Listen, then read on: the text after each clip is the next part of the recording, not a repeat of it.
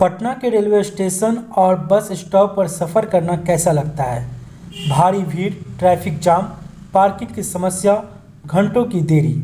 लेकिन अब इन सभी परेशानियों का हल आ गया। पटना का पहला मल्टी मॉडल ट्रांसपोर्ट हब। जी हाँ दोस्तों, पटना स्मार्ट सिटी प्रोजेक्ट के तहत बन रहा यह हब शहर के सबसे व्यस्त इलाकों में से एक, पटना जंक्शन और जीपीओ के पास स्थित।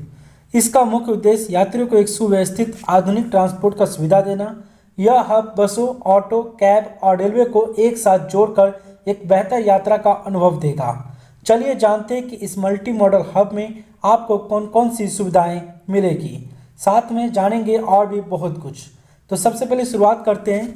ग्राउंड प्लस 4 मंजिला आधुनिक बिल्डिंग, बस टर्मिनल, शहर और अंतर्राज्यीय बसों के लिए डेडिकेटेड स्पेस, विशाल पार्किंग एरिया, कार, ऑटो और दोपहिया वाहनों के लिए, इलेक्ट्रॉनिक टिकटिंग और रियल टाइम बस ट्रैकिंग सिस्टम।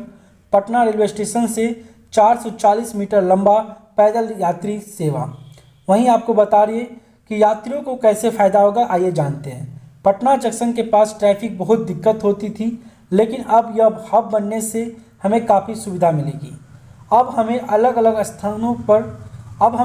अलग साधनों के लिए इधर उधर नहीं भागना पड़ेगा, सब कुछ एक ही जगह मिलेगा।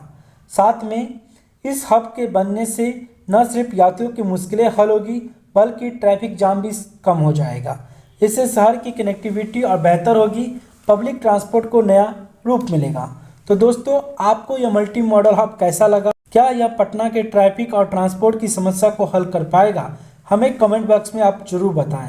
साथ में आपको बता दें कि मल्टी मॉडल हब लगभग बनकर तैयार हो चुका है, जैसा कि आप वीडियो के माध्यम से देख सकते हैं।